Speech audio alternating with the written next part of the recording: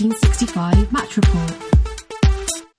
Well, that couldn't have gone much better, could it? It was Vitor Pereira's first match in charge of Nottingham Forest, and they went away to Fenerbahçe and they won 3-0.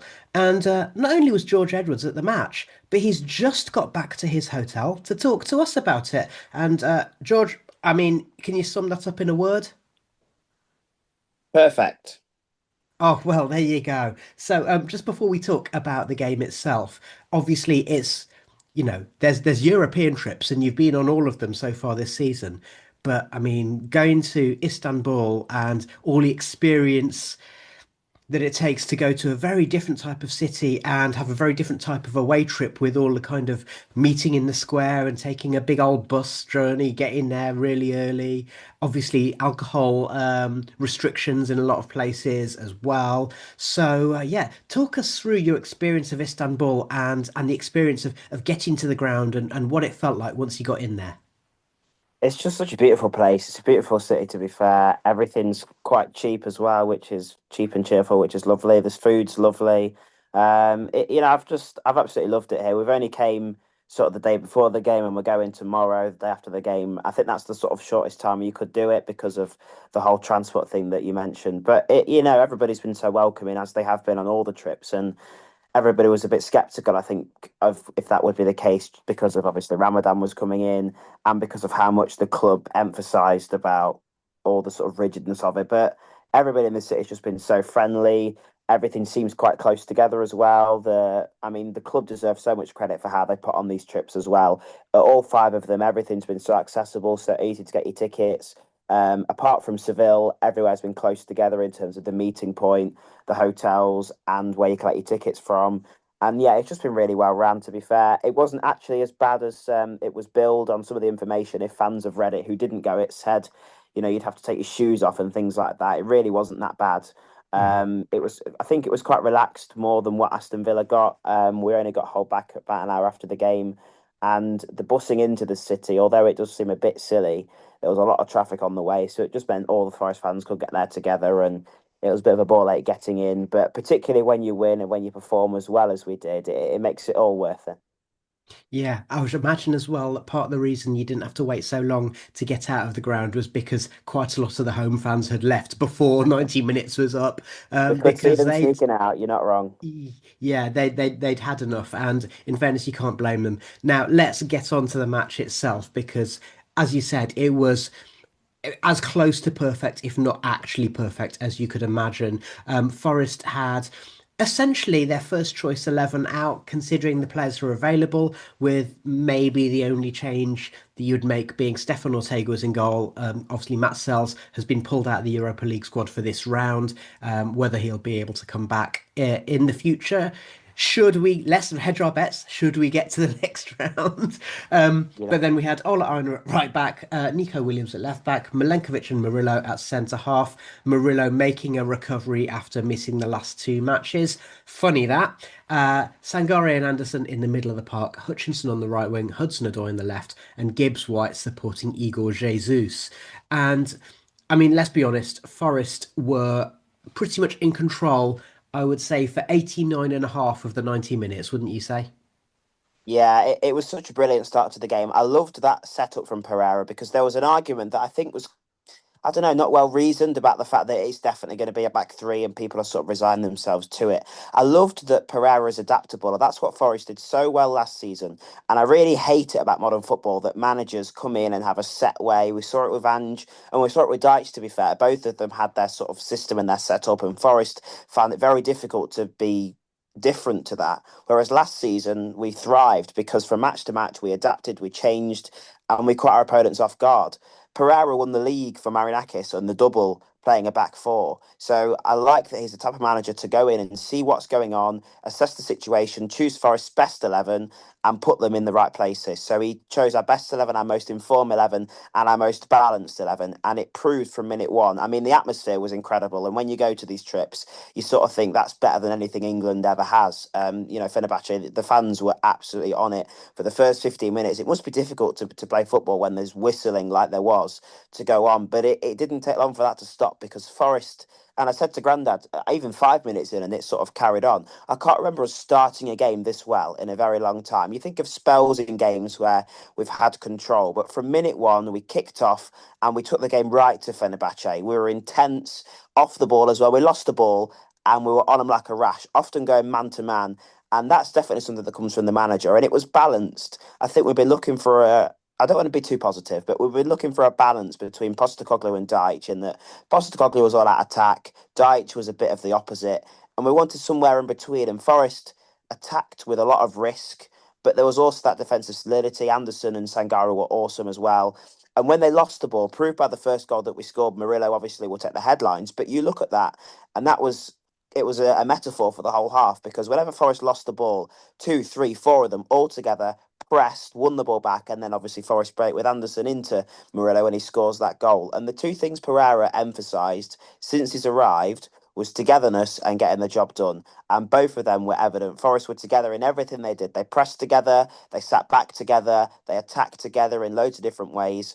And rather than in the Europa League, as they have done, is sort of changing the 11 and being forced to bring on the cavalry, they got the job done. 60 minutes, they could then take off the key players and look to the future. So it was a very well done professional performance. And yeah, for minute one, they completely took Fenerbahce out of the game. Yeah, I mean, I find it difficult to disagree with anything you've said there. One of the things that I would uh, say was a hallmark of this game. So, firstly, it's the most complete performance we've seen from the Reds this season, by some distance, I would say. I think it's fair to say that Fenerbahce fans will say that they didn't turn up. But on the other hand, part of that was down to the way that Forest got at them. And as a case in point, their captain and most experienced player, Milan Skriniar, got a booking early on for pulling down, I think it was Anderson. Yeah. And that was after 9 minutes. And then Skriniar went off with an injury after about 20 minutes. And that was, again, symptomatic of the fact that Forest were pushing. And although the things that will get the headlines is going to be the scoreline and the goals, to me, the most important thing was what you just said, the fact that Forest were playing as a team again. They had each other's backs. So many times we've commented about how when Murillo's out, Milenkovic looks lost because he's not got his mate there. But that's happened all over the pitch. And today, and let's be honest, let's go through that first goal because although we're skipping, ahead of a few bits and pieces that happened during the game, skipping forward to the 21st minute, and it all started when Fenerbahce were trying unsuccessfully to get into our half. So Murillo actually did a little put a foot in, did a spin and a pirouette. The ball went to Anderson, who played the 1-2 with Murillo, who received the ball on the halfway line. And much like the run that Morgan Gibbs White made against Wolves last week, the space just opened up in front of him. And whereas Morgan looked for the pass, Murillo, now the commentators on TNT were going, well, actually Murillo's he's made the wrong decision, but with the right outcome because he should have passed it to Jesus. It's like I'm going, no, absolutely not. And I'm afraid to say I scared the cat because I jumped out my chair and screamed because it's the Murillo goal we've been waiting for, isn't it?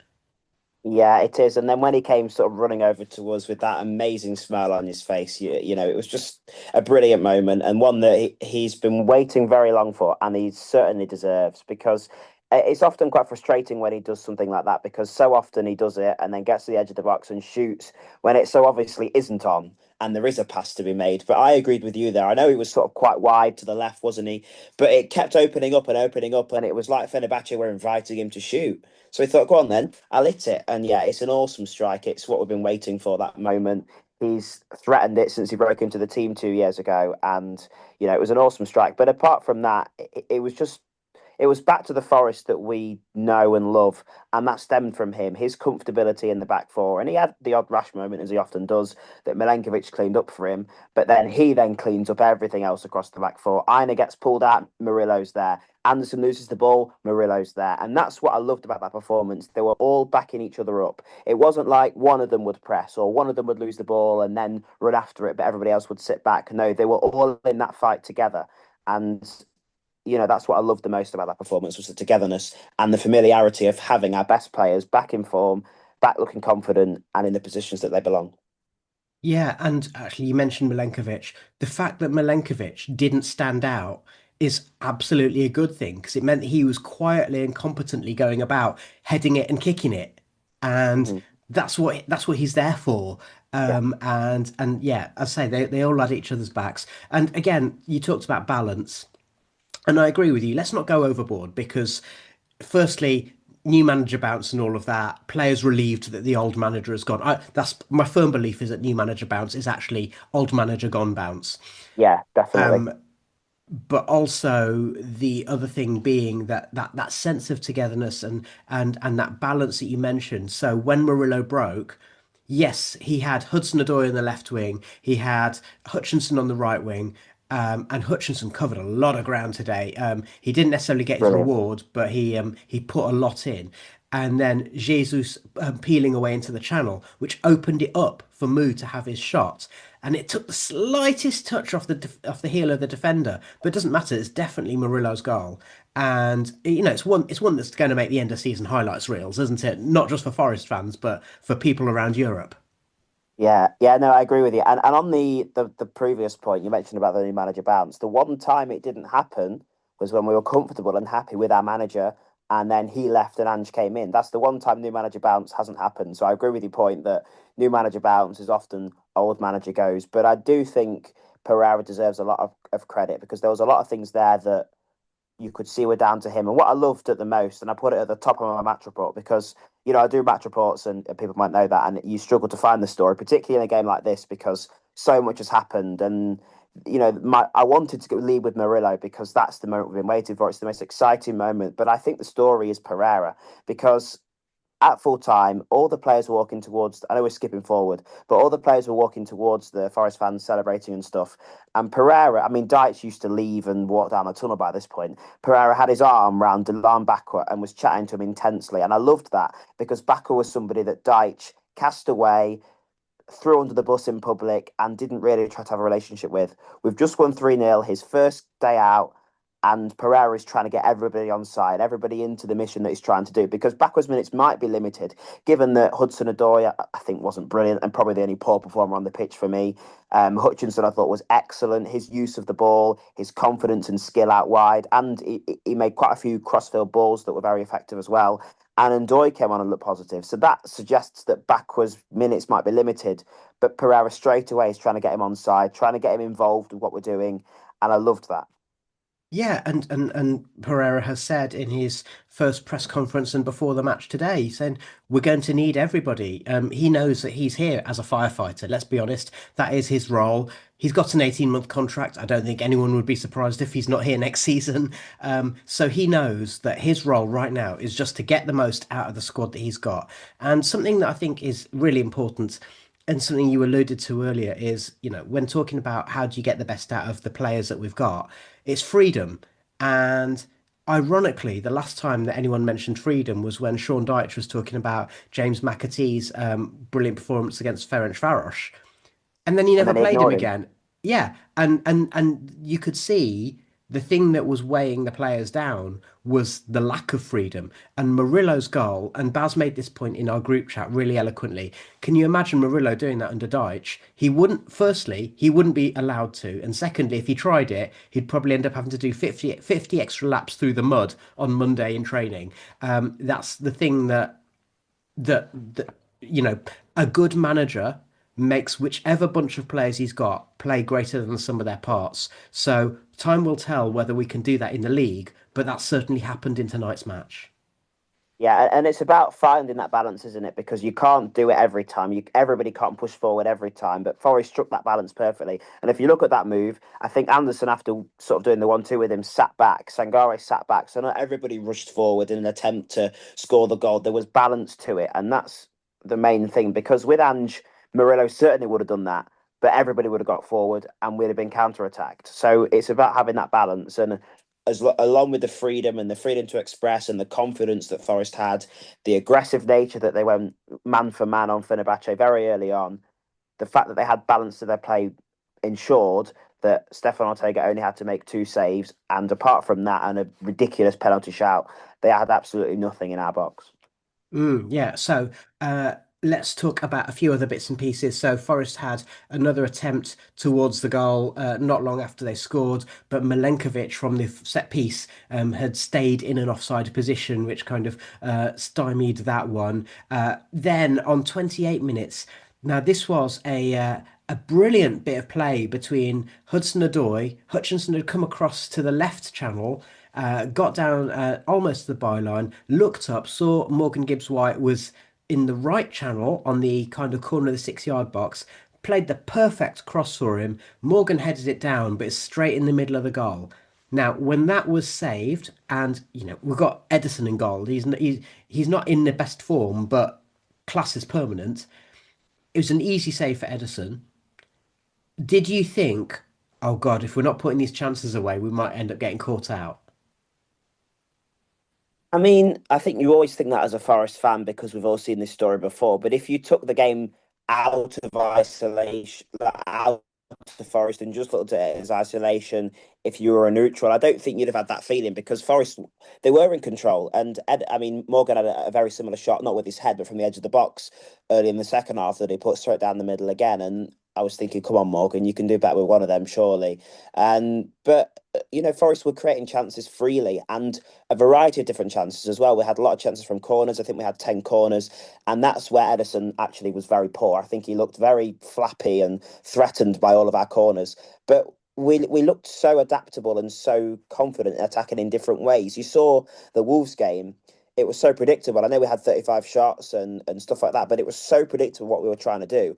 And in the end, we only sort of spurned two or three big chances. Apart from that, Wolves dealt with all 35 shots pretty comfortably. Whereas Forest were breaking forward with such variation. They were creating chances from corners, from wide areas, through the middle, through counter attacks, that Fenerbahçe just didn't know where to look to sort of stop it. So that's what, helped Forest so much. The fact that they weren't just relying on one player or one means to get them into goal scoring positions. They actually looked confident anyway. They were breaking forward.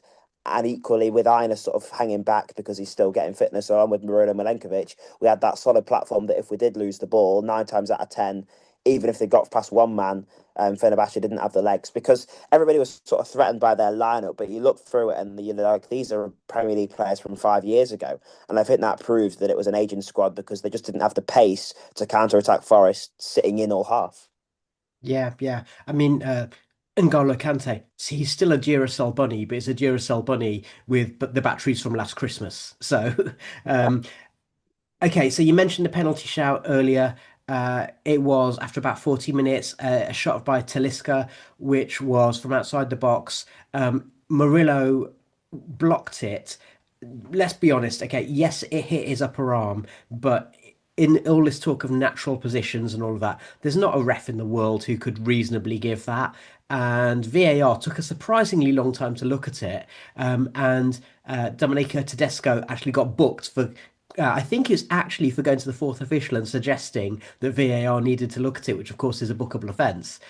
He was going crazy about it, but there's no way in the world it's a penalty. Obviously, it's down the other end from where you were sat, George, so I don't suspect you had a particularly good view of it.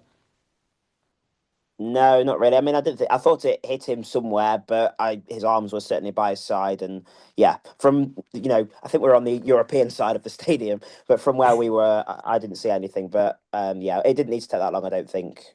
Yeah, I'll be honest, even on telly, the first glance, you kind of think that was a good block. And then you see the players shouting for it, and you look at the replays and you think, come on, it doesn't need to take that long. And I think the Uh, atmosphere would have played a part as well. I know referees shouldn't pander to it, but if that was Forest and the other way around and we had a shot blocked and we were shouting handball, I'm pretty confident that I'd taken one look at it and thought, nah. But because the whole stadium was sort of yeah. cheering for it, jeering for it, they thought, right, let's give him something. And obviously nothing happened. Well, I mean, I'll give you a case in point. So I mentioned that Milan Skriniar went off with an injury, so he went down, and the Fenerbahce players and crowd and manager went crazy because Forest didn't put the ball out of play, and it led to Igor having a shot which came to nothing. But Fenerbahce went absolutely crazy and started. There's a little bit of handbags at Igor for having played on and everything. And then about 10 minutes They later, did the same thing. yeah, Talisca went down, and this time the ref straight away was like, "No, I'm going to stop the match." And they So, didn't like it. home advantage has an influence, doesn't it?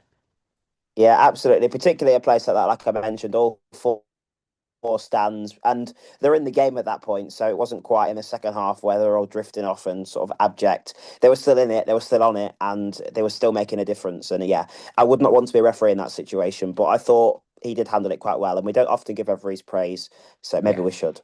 He stayed cool for again 89 and a half of the 90 minutes. Now Mhm. we've still got And another the couple two of goals bookings that to he gave out were certain bookings as well. I mean, that Soyuncu challenge in the absolutely. second half was despicable, but he did well to handle them and not let it spiral out of control. Yeah, yeah, and yeah, despite what Yatesy said, it was actually a yellow card and not a red. So Oh, what did Yates say? I didn't see that. Yatesy was trying to claim that in that one that Williams was clean through on goal, which I think is a bit of a stretch. But I guess you got to put the argument in this day and age. And so anyway, we've still got two goals to talk about and an entire second half, which we'll do in just a sec. The 1865 match report. Welcome back to the 1865 match report, and we haven't even got to half time yet because there was so much to talk about in the first part of our match report. So a couple of other things to talk about. Nico had was trying to get his range in like he did against Wolves, but this time it looked like he might actually hit the target. And then also uh, the key moment in the game in many ways, and symbolic again of how the freedom that Forest have. So two things. Number one, usually we concede around half time, and this time we scored. And number two, we actually scored from a corner. Can you imagine that, George? Not pre-match, no. But if you looked at how we were taking corners, I think you'd have certainly thought we'd have scored from one. We actually had a plan from a corner for once. It wasn't an awful in-swinging ball that missed everybody or hit the first man. They were very different deliveries, and everybody had sort of different movements. And it's amazing how some managers can clearly get their message across so quickly because there's no way we've gone from last Wednesday having no idea to having a brilliant idea, players moving towards the ball. And I know we scored a similar goal that similar to the West Ham goal, isn't it? The Dominguez one where he gets to the near post, flicks it on. I mean, it's an awesome header. What a brilliant header that is from Gibbs White. I mean, he just the way he gets his head around it, wraps his head around it, doesn't really change the flight of the ball, but ensures it goes to the back post. And then Jesus is there, leaps high in the air to nod it home. It's a brilliant goal. And Forest really did deserve that. It had been quite disappointing to have a first half of such dominance, of such prowess, and only go in 1-0 ahead, particularly because, of a typical Forest, and you think, as you mentioned, we'll probably come out in the second half and concede. And that actually nearly happened. They got forward and had a chance pretty soon into the first half. That Ortega saved well and they couldn't build from it. But getting that second goal at that crucial time really gave Forest the goal they deserved and put Fenerbahçe firmly in their place. Yeah, and I'm just going to say, so this is something that Baz and I said quite a lot in our first season back in the Premier League under Stevie Cooper, which is like, Morgan, for a player who's not the tallest, he's absolutely phenomenal in the air. He's got a really good spring and he's got good technique with his head, apart from that one where he headed it straight at Edison. But certainly when it comes to doing flick-ons and stuff like that, he's really good at it.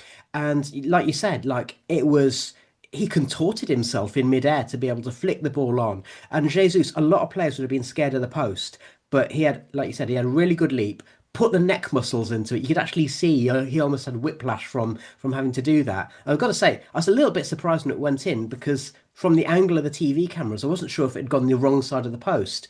But obviously, you had prime position to see it, so you and the travelling fans must have been in dreamland when they came and celebrated in front of you. Yeah, it was phenomenal. It's just been amazing to be fair. And I've been to all five games, and it's very sort of. I mean, I'm between Seville, Graz, and this for the best experience. But in terms of the best match, I mean, this is by far and away the sort of performance that we were expecting at the start of the season. Thinking about your team in Europe and when the teams even came out, I still get goosebumps every time that Europa League anthem plays because I just can't believe that I'm stood in Asia watching Nottingham Forest play a professional game. It's quite surreal, but yeah, that performance just had everything, and Jesus as well. While we're talking about Jesus, his game was so important for how we played as well. He was making so many runs, and I got frustrated a little bit in the first 20 minutes because I thought he's not in the middle, but he's constantly on the move. He was coming short, coming wide, then he comes short and make the long run. And he, he only probably got the ball 10% of the times, but he was running and running and running the whole game, and I loved that. And he's now got 12 goals, I think it is, in all competitions this season. And I know he struggled for sort of Premier League minutes and consistency and goals in the Premier League, but to have 12 goals in a season where we've struggled for consistency is a really good showing. And hopefully his growing confidence and the team's growing confidence can mean he starts scoring in the league more frequently as well. Yeah, and again, thinking about what we alluded to earlier, I think the fact that Forest were playing increasingly in a really rigid way under Deitch, that freedom that we talked about earlier meant that Igor peeling away. But under Deitch, it's so often the case that he would have to kind of fight to win the ball in the number nine position, and then there'd be nothing supporting him. Yeah. Whereas what he showed tonight is that he can play in the number nine role, but by peeling away, and actually what was happening today is the likes of Gibbs White and Hutchinson in particular. Hutchinson was doing a really good job of moving into some of those spaces, I thought. And so that suggests a way around that you don't necessarily have to play with a an old-fashioned number nine slash target man as long as other players are doing their jobs effectively. Yeah, I think you're spot on, mate, to be fair. Yeah, agree with everything you said. And hopefully, this carries on because, like I say, it's very hard not to get so positive after a result like this because everything was perfect. But the signs are certainly there. And if players like Jesus and Hutchinson can continue with the confidence that they showed tonight, then, we're certainly headed in the right direction. And Hutchinson as well, that's his first, obviously, appearance in the Europa League, isn't it, after not being in the squad? And he took it with both hands. And that's what you want to see from him. He did that, when he wasn't getting minutes. He forced his way into the Premier League team. And now with that performance, there's no way that he can't start next Thursday either. Absolutely, absolutely. He's definitely in the first choice 11. Okay, so we talked earlier about how Forest quite often concedes just before half time and make bad starts to the second half. They had a scare. So they Fenerbahçe had already made a substitution in the first half. They made two more at half time, and then the first kind of meaningful action of the half saw Siddiqui Sharif go through in the right hand channel. He put in a powerful shot, and it was a good shot, and it needed a decent save by Ortega. I think that if that had gone in, VAR would quickly have ruled it out because I think he was just beyond the last defender. But it was a little bit of a scare, wasn't it? And but then Forest again, they took the advantage because it was on 50 minutes. They got a third goal, and again, it's like it's difficult to overstate how good this felt. So especially for you in the ground, I guess it was. So we'd already had another effort where Morgan had had a shot which was saved in the centre of the goal by Edison once again. It was laid on from the left-hand side by Hudson-Odoi. Morgan was on the edge of the box. He tried to kind of guide it in, but put it too pretty much down the centre of the goal. And then just less than a minute after that, there's a little clip through which saw that Jesus, I think clipped through by Hutchinson, Jesus and Gibbs White broke. And I thought, okay, that's onside. But then as they got to the edge of the box and Igor squared it for Morgan, I thought he's offside now. Morgan fell over and then nutmegged Edison, and all of a sudden Forest had three goals. Morgan runs and does his kind of his silent celebration, and I'm going, that's going to get ruled out. I don't know how it felt to you. Yeah, well, it was all a bit of a blur, really, wasn't it? I mean, yeah, we won the ball, good ball from Amari, and then everyone, I think, was just looking at Jesus to have a shot from our position. That was all that was on, really. I think we saw Morgan there, and he was quite far wide. But you're thinking, particularly as your number nine, he's going to hit this. So then he squares it, which takes everybody off guard, and then obviously being so far away, the ball sort of disappears until Morgan's running away in celebration. So it was a perfect map position. There was no sort of immediate hint of offside that obviously came in the stadium and was, to be fair for VAR and for that game, quite quickly ruled out. And yeah, it was perfect from Forest, as you mentioned, reacting from that chance they conceded pretty much from the start. It was a long ball over the top that Murillo and Milenkovic, the only ball really they were caught out on all day. He just nicked in behind Murillo, didn't he? Brought it down, and Ortega made a very neat save. And as you mentioned, maybe Mm. offside for Forest. But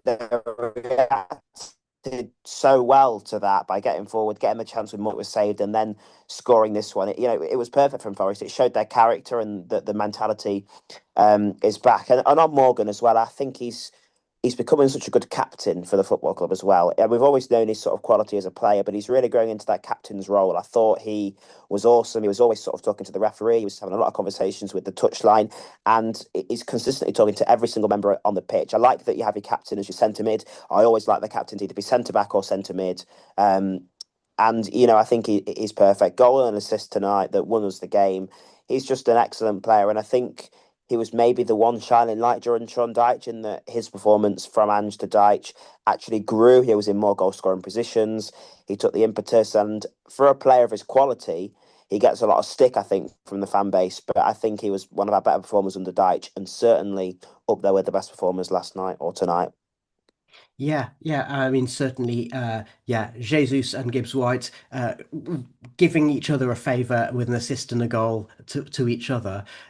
Yeah, with that, just to kind of fill in the gaps with that third goal. So yeah, VAR did give the goal. It's a little while until we saw a replay, but the way they drew the line suggested that.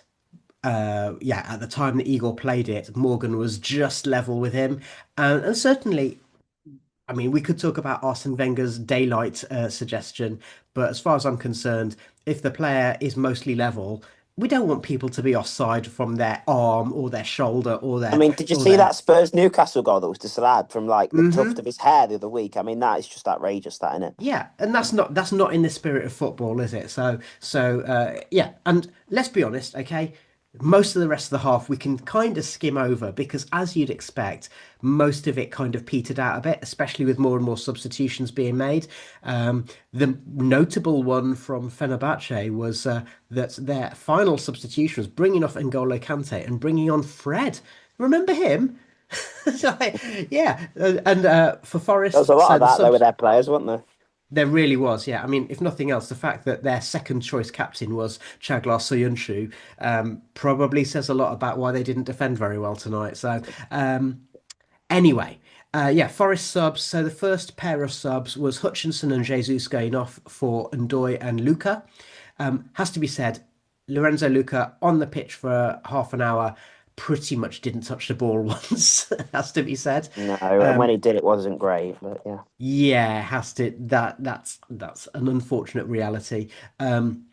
Dominguez and Yates came on for Anderson and Gibbs White. So, as you'd imagine, Dominguez kind of put his energy and industry into the number 10 position, but without a huge amount of craft and guile, that certainly of the type that Morgan would offer. And then last one was one that I was hoping for was McAtee to come on. But to be honest, the game had petered out by that point. So, but still, I think McAtee will feel happy to have got on the pitch, and I can imagine him having a part to play in the league from now on. Yeah, I just love that we were in that position to make that because, as I mentioned at the top of the show, so much in the Europa League. We've not prioritised it. We've had the Premier League as our main priority, which Forest still have to do because we're certainly not out of the woods yet. We are right in the thick of a relegation battle. But we got the job done, and on 60 minutes, Vitor Pereira could be like, right, that's it. The subs are coming on. And let's look at Liverpool now. Let's take it game by game. And that's the approach that Nuno used to do game by game by game. And then in the game, if it's time to look to the future, we react to it, but we'll prioritise this. And obviously, if Forest are in the relegation zone, there might be a time where we have to say, right, as much as we're never going to be in Europe again, we've got to preserve our Premier League safety. But now, particularly as sort of a week afterwards, they've all had a week off, there's a new manager here, a new energy. I love that we just attacked this game from the start with everything that we had. We were 3-0 up. We deserved to be 3-0 up. We were so comfortable and in control that we could then make those substitutions and see the game peter out. And I loved that the game petered out. That Fenerbahce, we tried to give them the ball, they did absolutely nothing with it because we were so confident and dominant defensively. And we can be in that position. And I love that. I mean, I've stalked the players' flight back to Nottingham. So they fly back at 12 o'clock tomorrow, which they normally fly the evening of the game straight back. It's the first time they're sort of coming back on the Friday. But it means they'll get back at about 1, 2 o'clock. They'll maybe be able to do some sort of rehab, light training on Saturday and into the game on Sunday. But I think players would much rather that go in from a win than training. that us winning this game is going to do far much more than resting and rotating the main players, particularly with a new manager and a new ideology, and then bringing them in to start against Liverpool. I mean, I'm not a professional, obviously, but players must love game time and bringing that confidence. So as much as we can, even though towards the end of Dyche, I think they did all look knackered, if we can get our best players on the pitch for most of it, tonight proved that that's only a positive sign. The 1865 match report. Okay, just a couple of footnotes to the match, a couple of chances of note. So the one for one remaining kind of strong chance for Forest was on 84 minutes. Nico Dominguez, calamitous defending by Fenerbahçe, and they just basically gave the ball to Dominguez, and he They gave it to the snatched at right it, to be player, honest. didn't they? Yeah, yeah, he snatched at it. He had the whole goal to aim for. He beat Edison, but he put it over the bar. And again, it's one of those where it's as a professional footballer, you'd hope that you could do better with that. And then Marco Asensio, who was utterly anonymous in open play, but he had a couple of free kicks, one of which was over Ortega's bar without too many worries. I always think Marco Asensio sounds like he should be a character in Gladiator.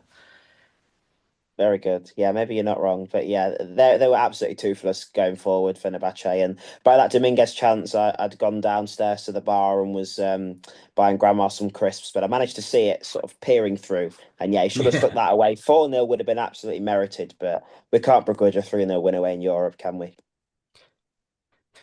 Okay, and just to finish off tonight's podcast, George. So you mentioned as well about the preparation for Liverpool.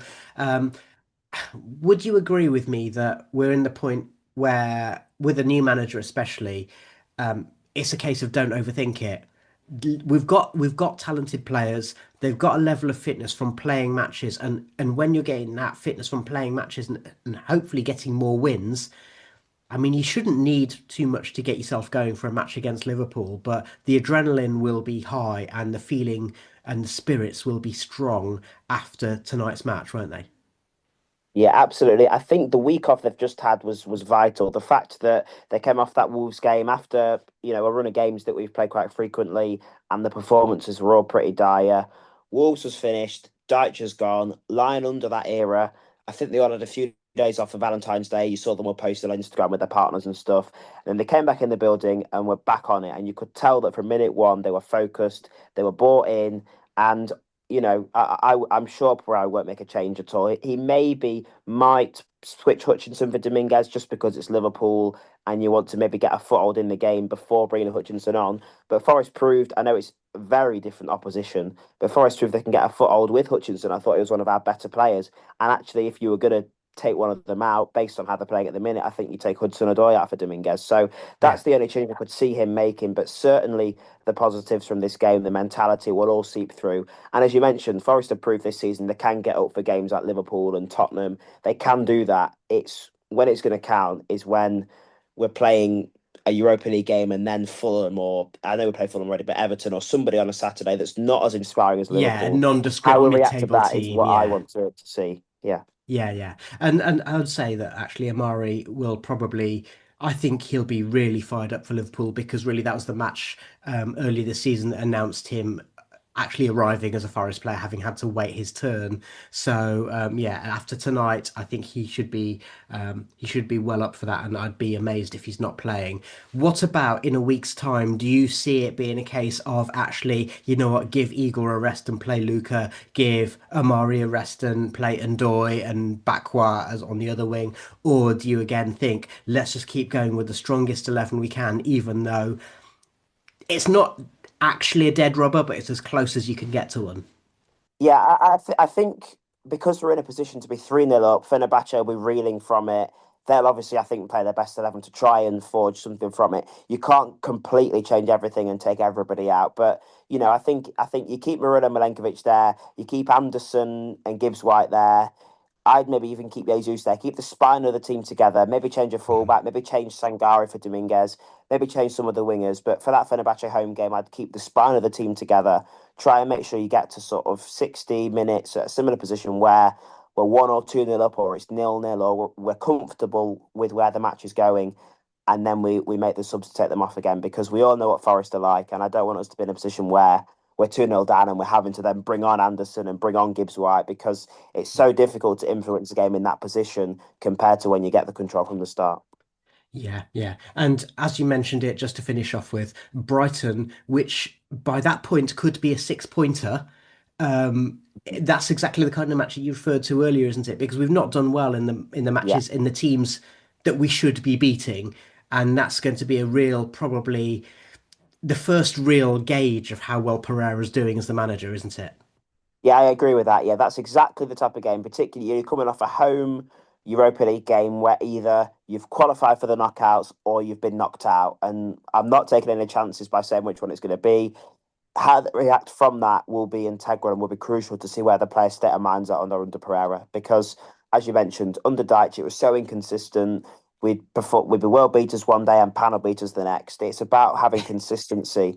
And that Brighton game, he'll have had four game, very similar to how Ange came in. Ange came in and had game, game, game, game, and he couldn't get anything going his way. Pereira started in the perfect way, and how we react after that Brighton game in 10 days' time, as you mentioned, will prove exactly where we are. But I am, very confident with what I've seen today. It's been very good, very inspiring, and it looks like the only way's up. Let's hope so. Let's hope so. So, listeners and watchers, you can catch George's written words by going to the Famous Club website or look for the Famous Club on social media.